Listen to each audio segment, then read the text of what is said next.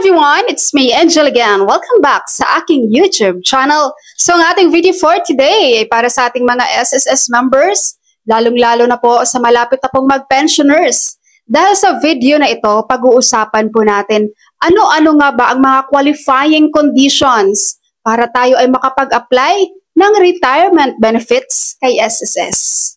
So, himay-himayin ko po sa inyo guys ang mga details dito sa qualifying conditions. Kaya pwede nyo pong i-share ang video na ito para marami rin pong makakaalam, lalong-lalo na po doon sa mga members natin dyan na marapit na pong mag-file ng kanilang retirement with SSS. So, qualifying conditions number 1. Sa retirement kay SSS, meron tayong dalawang category. Ang isa monthly pension, ang isa naman ay lump sum amount.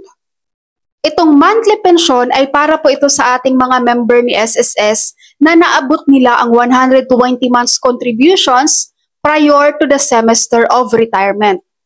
Pangalawa naman, lump sum amount. Ito naman ay para sa mga member na retired na pero hindi nila naabot ang 120 months contributions with SSS.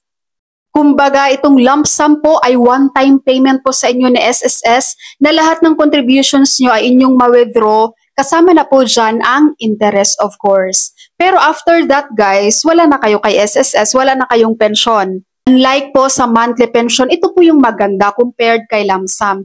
Dahil yung sa lump sum guys, pag makuha mo na yung lahat ng pera mo, wala na, nga ka na pag hindi mo yan nagamit ng maayos.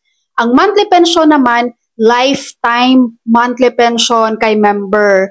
Hanggat buhay pa ang kanyang primary beneficiary, may marireceive pa rin tuloy-tuloy pa rin po ang kanyang pension. Number 2, qualifying conditions. Kapag naisipan nyo na pong mag-file ng retirement kay SSS, tingnan nyo po muna, pasok na ba kayo sa retirement age? Ang retirement age natin is 60 years old. Ngayon kung sasabihin mo, ma'am, 55 years old na ako, pwede ba ako mag-lump sum kay SSS? No. Again, ang ating retirement with SSS is 60 years old. So from 60 years old to 64 years old, ang tawag po dyan guys ay optional retirement. Ibig pong sabihin, ikaw pong magdesisyon sa sarili mo, mag-apply ka na ba ng retirement kay SSS or ipagpapatuloy mo pa ang iyong contributions? Pangalawa naman, 65 years old, that is compulsory retirement na po. Ibig sabihin kahit nagtatrabaho ka pa, ay pwede ka na pong makapag-umpisa ng iyong monthly pension with SSS. Again, ang 65 years old ay compulsory retirement. Ibig sabihin kahit employed ka po, kahit nagtatrabaho ka pa, ay magkakapensyon ka na rin kay SSS. So ito, may magtatanong dito, paano ma'am kapag nag-file na ako ng pension kay SSS at 60 years old? Tapos, pagdating ko po ng 61 years old, naisipan ko pong magtrabaho ulit. Anong mangyayari sa pension ko? Mas stop po ang iyong pension. Yes, kapag ikaw ay wala pa sa compulsory retirement age, tapos nag-pension ka na and nagtrabaho ka, may stop po ang iyong pension with SSS guys.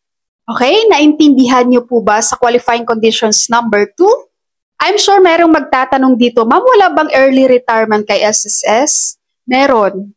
Pero po, dalawa lang po yung pasok dun sa early retirement. So, para lang po sa mga racehorse jockeys at mga mine workers. Ayan, so dahil meron to sa batas ng Pilipinas, guys, na ang kanilang type of job, no, pwede na silang mag-early retirement at the age of 55 years old. So, 55 years old, kapag yun ang naging background sa kanilang trabaho, guys, pwede na silang mag-early retirement kay SSS. Merong iba dito, like for example, yung mga employees sa bangko, sa bank. No? Ang bangko kasi, kung hindi ako nagkakamali ha, ito yung natutunan ko doon sa SSS webinar. So, yung mga taga-bangko daw po kasi, ang kanilang early retirement is 55 years old. So kahit nag-early retirement sila na guys sa trabaho nila dun sa bank, no, nag 55 years old, hindi pa rin po sila qualified na mag-apply ng retirement kay SSS. Hihintayin po nila na mag-60 sila bago sila mag-apply ng retirement kay SSS. Dahil nga po currently, dalawa lang po ang early retirement natin para sa mga racehorse jockeys and mine workers. So yun po ang ating mga qualifying conditions pagdating sa retirement application with SSS. So ngayon guys, kapag ikaw ay pasok ka sa monthly pension with SSS, ibig sabihin na na-reach mo yung 120 months contributions, no? So merong additional benefits para sa ating mga pensioners with SSS.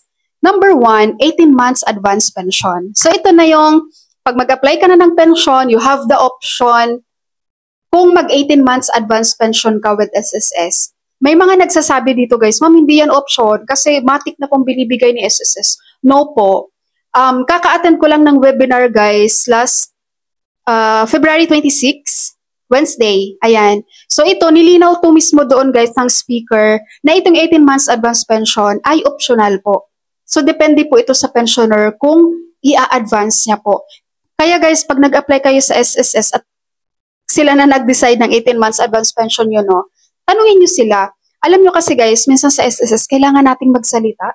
Kasi yung mga teller doon, basta, kakaiba din yung mga yan, mapag-desisyon sa buhay. Oh, hindi nagdi-discuss, hindi nag-open communications doon sa pensioner na nag-a-apply.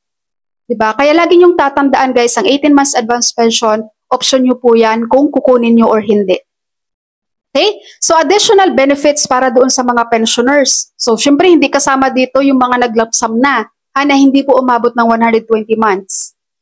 So, ang 13th month pension, ayan. So, ang ating mga pensioners ay mayroong 13th month pension na katumbas po ng iyong monthly pension kay SSS. Ito po ay binibigay every December.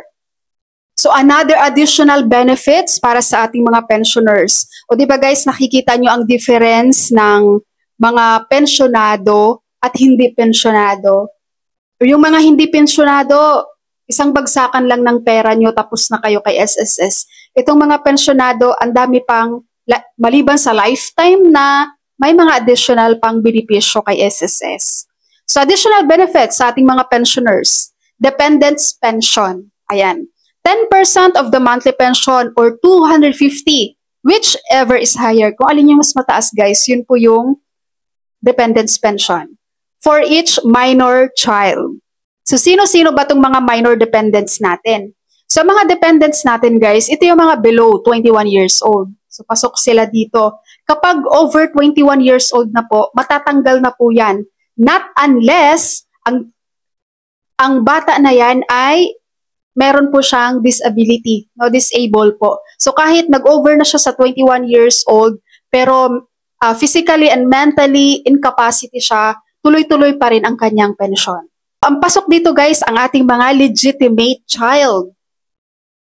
Legitimated, legally adopted, and illegitimate child. Pero lagi nating tatandaan guys, dito sa SSS, meron lang tayong 5 na dependents kapag ikaw ay pensioner. So for example, ako pensioner, so meron akong 5 dependents. Spouse ko, and then yung mga anak ko. Ngayon guys, kung meron kang illegitimate child, ibig sabihin guys, anak sa labas. Dahil 5 lang yung dependents, dapat una mong ipasok dito at ang unang i-accept talaga guys ni SSS ay yung legitimate child mo, yung anak mo talaga sa asawa mo. Okay, so ipapasok sila dyan.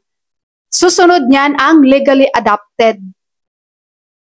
Okay, so for example, meron kang anak na 3 sa asawa mo. Tapos meron kayong isang legally adopted. So, pasok dito ang iyong legitimate child na 3 at yung adopted nyo.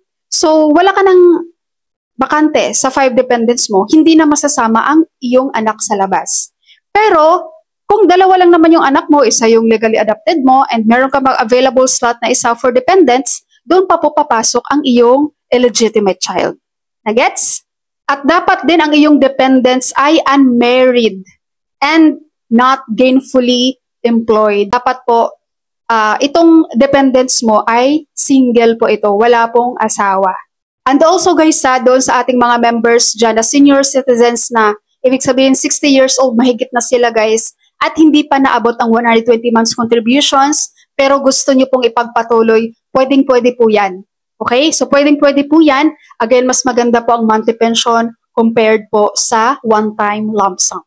Alright, so yun pang aking video guys para sa qualifying conditions sa pag-apply ng SSS retirement benefits. And keep tuned in guys sa aking mga video dahil lahat ng natutunan ko sa ginawa kong SSS webinar ay gagawan ko na to paunti-unti ng video guys. So next naman na video na gagawin ko ay ang mga beneficiary nyo kay SSS, sa primary beneficiary, secondary, designated and legal heirs. So pag-uusapan natin dito guys kung sino-sino ba dapat yung nilalagay nyong beneficiary na tatanggapin po sa SSS. Don't forget to share this video. Thank you so much for watching everyone. God bless you all.